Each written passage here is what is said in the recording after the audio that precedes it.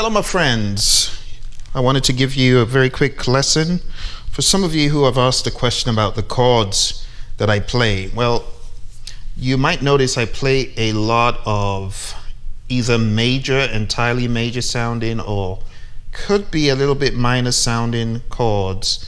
The major chords are pretty much one of those. Oh, let me go to the piano. Pretty much C, E, G, that kind of voicing. Or the first, I tend to play like this a lot, or like this. And then when I play a chord like this as a major, just remember that I could combine this with a D. So if I was to play a D on top of this, you get something more robust. Like, let me see if I can move this so you can see what I'm talking about. So this with a C, I have to move it back so you can see it. Okay, let's go to a bigger view. All right, so a C and a D. It just changes everything, right? So that position, if you get used to moving these up, so a D to an E flat and a C to a C sharp, like that.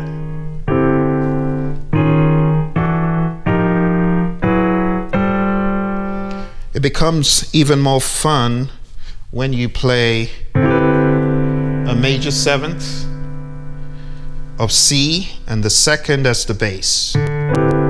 Major seventh, second as the bass. Major seventh, second as the bass. I do a lot of that stuff. Let's move this. Okay. Excuse all the crackling and stuff. All right. Okay. Hear that?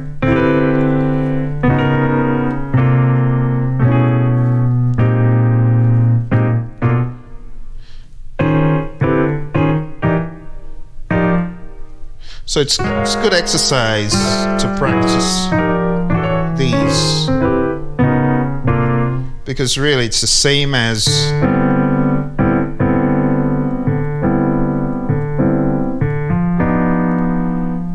no, that's not that,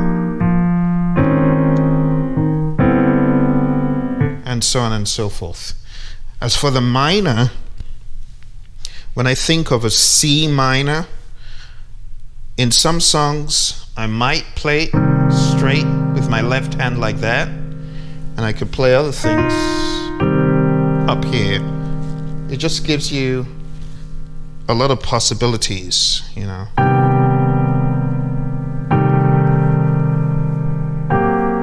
And then another chord I play a lot is so on the key of C, you want to flatten the fifth from a major seventh and flatted fifth. That's it. Like this. This. I play that a lot. So as opposed to playing a G seventh, I would just play major seven, flatted fifth. Sounds little bit on the odd side until you put in the D, the G rather. That makes it more wholesome. And I do that across the board. So it's F major seventh with a flatted fifth and with the second relative to F. See that?